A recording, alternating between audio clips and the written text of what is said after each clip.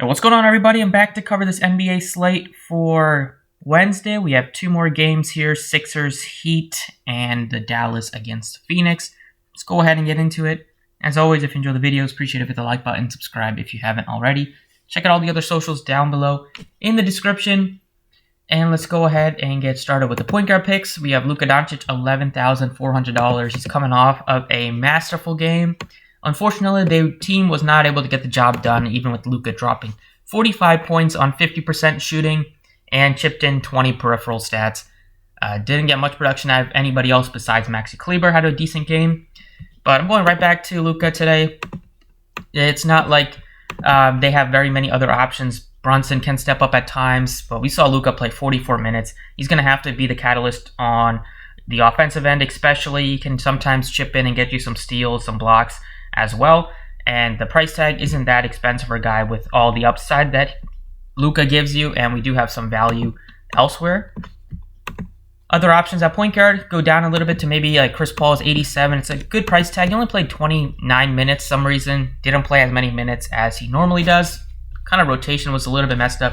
I don't know if something happened to Chris Paul, but didn't play as many minutes in the first half as he typically does, but still had a good game in terms of shooting, 7 of 13. Had a down game with just 3 assists. We saw Devin Booker step up and contribute with a lot of assists. He almost had a triple-double himself with 23, 8, and 9. And at this price tag, went down by $300. Tough to argue to fade Devin Booker. He played up to 38 minutes last game. Didn't shoot particularly well, but he still finished with almost 50 fantasy points with all the peripheral stats that he gave you. I'm plugging in Devin Booker at home. Payout for both of these superstars should be a pretty high-scoring game. And then other options in the 7 and high 6K range, you have Maxi and Brunson. Maxi had a decent night shooting, 40%, 19 points, but didn't have any peripherals, any rebounds, only just 2 assists. Sixers got off to a pretty poor start. They ended up leading by 1 at halftime, but second half it was all Miami. Don't mind going up at Maxi if he's going to be lower owned, but probably like getting to Brunson maybe instead. $200 less. He plays a good amount of minutes. He had a game where he didn't shoot particularly well, but can't expect Luka to drop almost 50 every night. So Brunson is one guy that you can kind of count on to at least chip in a little bit more offensively, and he's shown that in the Jazz series that he definitely has a lot of upside. Other options, Hero had a great game off the bench, chipped in 25 real-life points, was 4 of 6 from distance. Think he's a guy that will probably get a lot of ownership. Instead, he can maybe go to Brunson if you want it to be a little bit different. And then at the bottom end, anybody plays around 30 minutes or so. It doesn't do a ton for them, but occasionally can hit you value or get you close to value. He's not a guy that I would cross off, but he's not one of my favorites. And then here we have Gabe Vincent at 47. At this price tag, he still plays around 30 minutes or so, and he's the one guy that you can kind of maybe look to. Bad shooting night, just 1 of 7 from distance. At $4,700, him and Oladipo play. He plays more minutes than Oladipo. Oladipo got up to 27, didn't do great. I would probably prefer Vincent over Oladipo. And 3K range, the only guy you can kind of consider is Milton, but he doesn't play enough for me to go with that. So that's it for the point guard picks. Going over to shooting guard, Devin Booker's my favorite guy to plug in at the position. I don't think I'll be able to get up to Harden along with these other two, and I like these two more than Harden. Other picks would be the same guys I kind of mentioned. A lot of these guys are point guard and shooting guard eligible. Now, we saw Korkmaz get some minutes as well for the Sixers. He played under 10, I believe. Maybe got close to 10. But he's not one guy that I feel very confident in. Sixers haven't been getting much production out of, like, Thibault. Korkmaz at least had a decent night. In terms of shooting, 3 of 5, had a 3. Sixers need to find a spark without Embiid. Over at small forward, your pay-up is Butler. Just doesn't look 100% out there. Had a tough night shooting. Tobias was able to do a good job defending him. Finished with just 34 points. But we saw Butler miss 1 game during that Hawks series. We'll see if he's able to get back to that production, which he was playing well. But hopefully he's feeling better. Other options would be going down in the mid-range for like Finney Smith at 56. You have Bridges at 6K. Finney Smith is just playing huge minutes for the Mavs with good defense and can hit some threes as well and get you rebounds. Don't mind going down a little bit further to a guy that can you're going to be relying on the three-point shooting, but Bullock is a decent option with the minutes that he plays. I like Finney-Smith for 400 more. 4K range. Strus played 30-plus minutes, but didn't shoot particularly well. We saw Duncan Robinson play 0 minutes in that game 1, so Strus has taken over Duncan Robinson's role. Cam Johnson, 46, looks like a decent option. You have Danny Green here, 44. He's going to play the minutes. Sixers don't have very many other options to go to. Played 26. Hasn't played huge minutes recently. Some of these games due to blowouts, which last game definitely was. But if he's playing somewhat decent and can hit some shots, then he's going to be out there because he gives you a better chance of hitting shots than like Niang or Thibault do.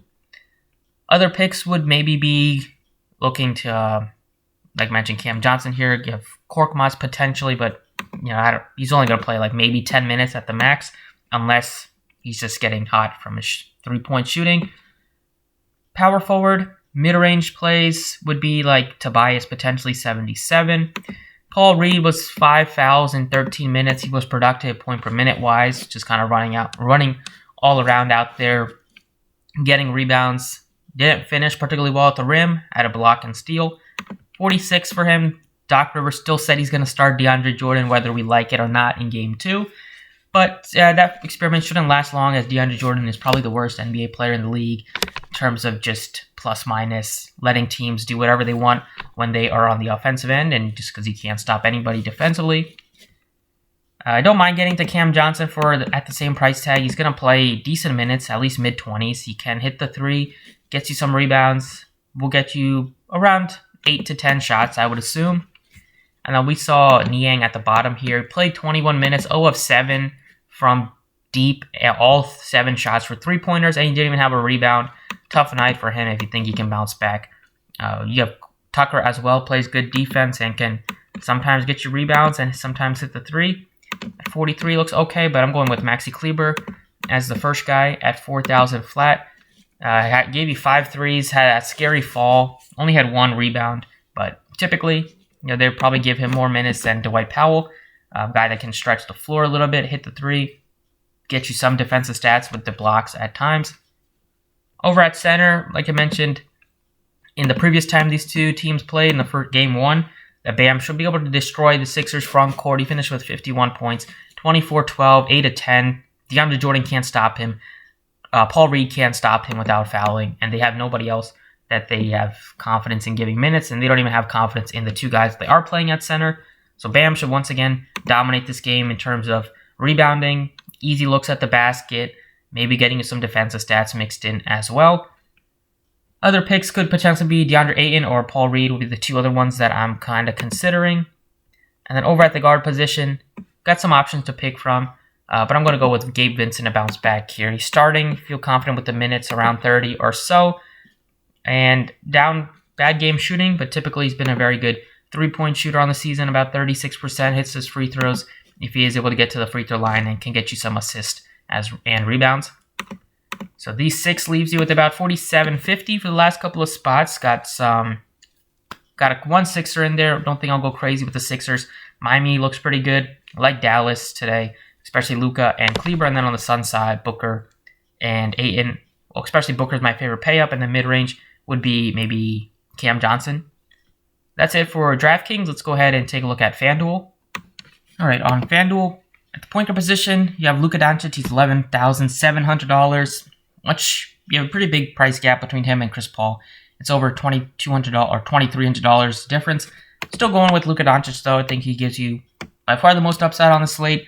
We know he's going to have to do whatever he can to keep his team in it offensively, and the minutes are going to be huge for him, 40 plus, probably 42 to 44 at least, depending on how the game goes, if it's close enough. Chris Paul, 94 is a fine play.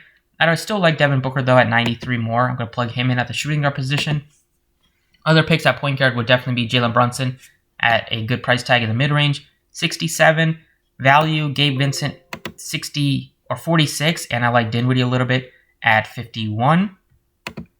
Over at shooting guard, I like Devin Booker, 93, like I mentioned. I like him more than James Harden on DraftKings. Harden is more than Booker, but I still like Booker. That game should be more higher scoring, should be played at a little bit of a quicker pace, and Miami's defense is much tougher than Dallas's defense. 6K range, Like Jalen Brunson a lot at 67. Hero looks great at 6K. I'll plug him in at small forward. Coming off the bench, but no Kyle Lowry once again, so he should get a lot of usage, handle the ball a little bit, and the minutes should be pretty high for him as well, depending if he's able to play as well as he did last game. At the bottom of shooting guard, you have Reggie Bullock in the 4K range. He's only 48. He looks pretty appealing. Same thing can be said for Strus at 45, plays about 30 minutes. Danny Green, 41. And Oladipo at this price tag is viable on FanDuel. Plays maybe 25 or so minutes. $3,900, can have a decent game from that. Small forward, once again, I'm going Hero in the mid-range. You can go up to Tobias. He was one of the only Sixers that showed up in that game. And then Bridges is a decent option in mid-range, but probably like Hero a little bit, just with the upside that he gives you with the scoring. Bottom end of 5K, we have Bullock at 48. Well, bottom end of 4K is Bullock at 48. I like Cam Johnson at 45. And then Tucker can hit you some shots and get you some defensive stats at 43 and get you some rebounds. No confidence in like Thibault at his price tag. He just seems not that interested since he's been relegated to the bench. At power forward, Bam looks great at 83. You can go down a little bit to like Paul Reed here at 49. I like Maxi Kleber a little bit at 46. Cam Johnson at 45. Niang at only 36. Looks decent just because he's going to play 20 minutes, but he's just not that productive out there. The guy that I will go ahead and put in here is going to be Maxi Kleber at 46, just like the upside that he gives you shooting off the bench, and will probably play more minutes just to give them some more offense, as Powell is just going to look to dunk the ball. And then last but not least, over at center, I'm going with Bam Adebayo on both sides. He should just be able to destroy the Sixers front court once again. DeAndre Jordan's no match for him. Paul Reed is not ready to defend him, and the price tag isn't that expensive at 83. So that's about it for the FanDuel picks. That's about it for the DraftKings picks. Hope you guys enjoyed the video. Best of luck tonight, and I will see you all next time.